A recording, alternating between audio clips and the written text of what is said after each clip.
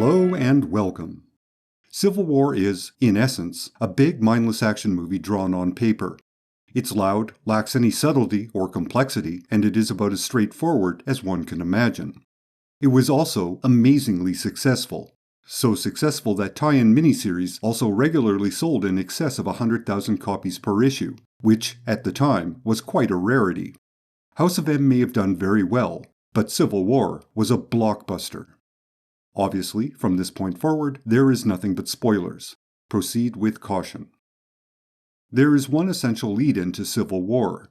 That would be New Avengers Illuminati #1. It establishes that the Superhero Registration Act has been drafted and is ready for congressional approval. It becoming law is a foregone conclusion. Iron Man suggests the heroes get in front of this issue and support it. Notably, Iron Man lays out exactly the events of the first few issues of Civil War. Literally, it is a beat-for-beat plot summary, which is either amazingly prescient or a sign of a writer who was in the room when the series was plotted. The only objection to Iron Man's proposal comes from Doctor Strange. His entire argument is that the Superhero Registration Act is wrong. That's it. That's his entire argument. He makes a statement and then he doesn't elaborate or provide a supporting argument, or, for that matter, other possibilities to consider. When it comes to a rationale, this is quite indicative of the remainder of Civil War. There is no reasonable challenge to the premise, nor are alternatives discussed. For example, Doctor Strange could have suggested going public with this information and getting the superhero community to improve or to minimize the damage they cause. Reed Richards could have suggested he and Tony Stark lobby those in power and provide input concerning the Registration Act to make it more effective, which in turn could have delayed it or stalled it with bureaucracy. Basically, to get ahead of the problem, as Iron Man suggests, they could have offered other solutions and avoided the problem entirely. They had time to react.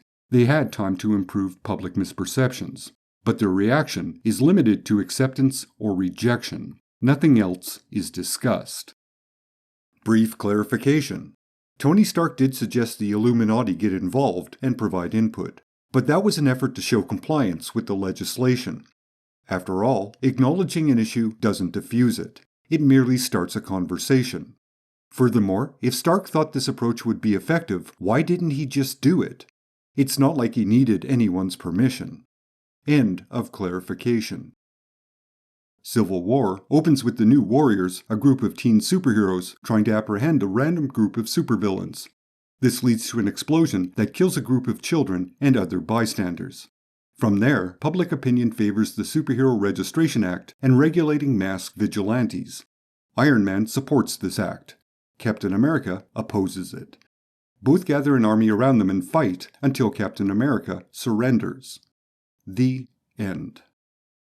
The tone of Civil War seems to tap into the general, worldwide paranoia concerning terrorism. It is visceral, reactionary, and a product of its time. This is something that permeates the material, although it may be an unintended consequence of the era it was written. After all, Civil War is not an overtly political piece. It's an action movie exploring a rather basic premise. There may be a subtext with a certain bias, but it is somewhat shallow and unexplored. The closest the series gets to a metaphor is when Captain America is tackled by a group of first responders, civil servants one might say, and he refuses to fight back. The message being, he won't fight the will of the people. Of course, that contradicts all of his actions throughout the series.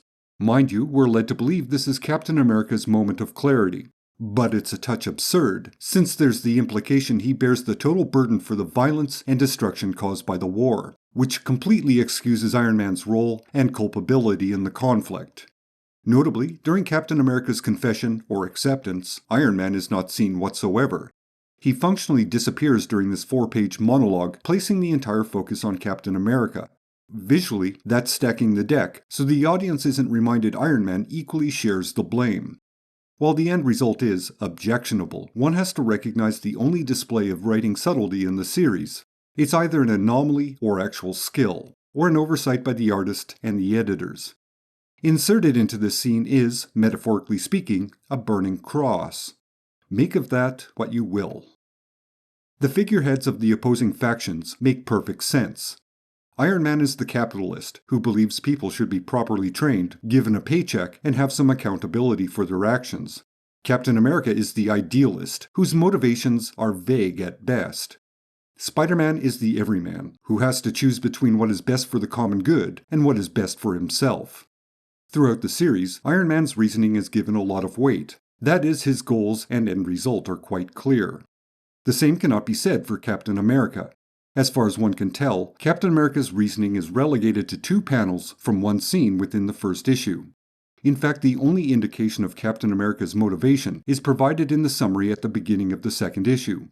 One would be hard-pressed to find Captain America actually expressing or implying that objection in the first issue. You are told his position, rather than being shown it. The scene between Captain America and Maria Hill is heavily manufactured because it needs to play out in a very specific manner.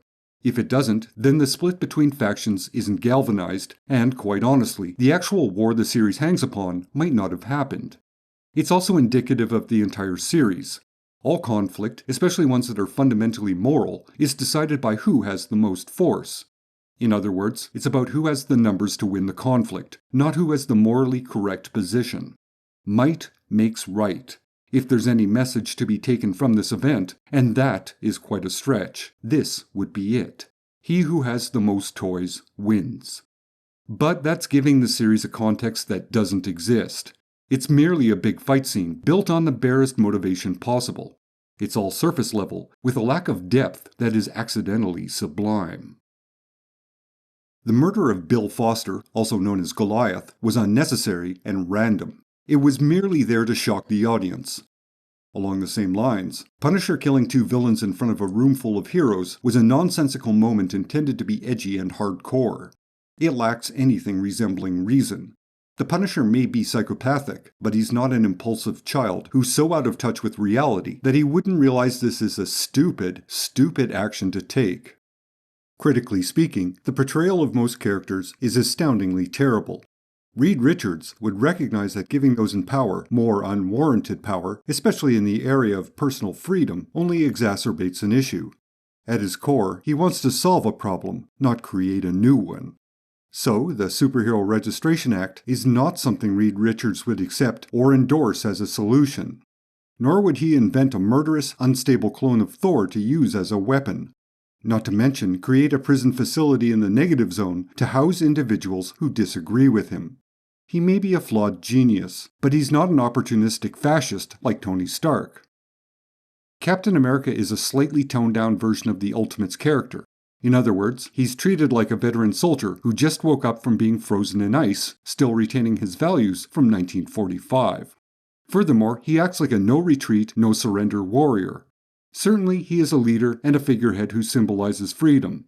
On the surface, it makes sense that he would bear arms against those that challenge the freedoms he upholds. But he should have enough experience and foresight to realize this is a war of ideals. Brute force doesn't win a war of that nature. Yet he gathers an army, refuses any rational discussion, and he treats the country he's sworn to protect like an open battlefield. Tactically speaking, in a war of ideals, this is a last resort, not the first response. There were a significant amount of consequences from this event. In part, Civil War led to the necessity of the storyline One More Day. Spider-Man, who revealed his identity in Civil War, was forced to make a deal with Mephisto in order to save the life of Aunt May, who was shot as a result of Peter Parker unmasking. This deal saved Aunt May, dissolved his marriage to Mary Jane, and wiped everyone's memory of him revealing his identity. It was a controversial story to say the least. While in custody, after being arrested in Civil War, Captain America was assassinated in his own solo title. This led to the Winter Soldier, Bucky Barnes, taking on the mantle until Steve Rogers was resurrected. Speedball, the only surviving member of the New Warriors, transformed into Penance. This may be the most bizarre redemption arc done in modern times. The obvious lasting effect of Civil War was the schism between those that supported the Registration Act and those that remained opposed to it. Not to mention, supervillains were forced into action to capture renegade heroes. Later, this would evolve into villains replacing heroes, as seen during Dark Reign. Another related consequence was the Initiative. This was a plan to train and place superheroes in all 50 states. In terms of the ongoing story of the Marvel Universe, this was a change that affected all published titles. It was an element that had to be incorporated in some fashion. Whether this was an improvement or a detriment is a matter of opinion, and its effect varied from title to title. Overall, the story of the Marvel Universe emerged to the forefront and firmly grounded all titles into one shared reality. Of course, they had always shared this reality. That was nothing new. But now, all titles served that reality, rather than operating independently. That was the fundamental difference following Civil War. On paper, it's a solid idea. In practice, it means the Marvel Universe itself now has a continuity that has to be monitored and maintained. Presumably, and to be clear, this is pure speculation, editorial control or oversight must have been at its peak during this period. Any challenges to the status quo must have been decided by committee before being allowed. From a cynical outsider's perspective, the practice of storytelling by committee became public knowledge, and it appeared to be openly embraced by the creative talent who worked within those restrictions. Put another way, following Civil War, Marvel comic books began to feel like a product rather than an example of an ongoing, serialized medium. But that is a much larger discussion, best reserved for another time. The Superhero Registration Act remained in place until the end of the event known as Siege. It was then discarded in exactly one panel.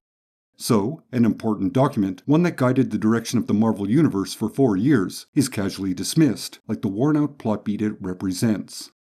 In the end, Civil War comfortably fulfills all the criteria of the events checklist.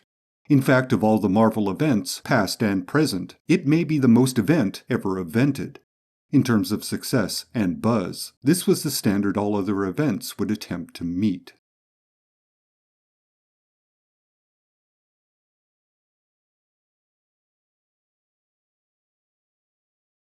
Until next time.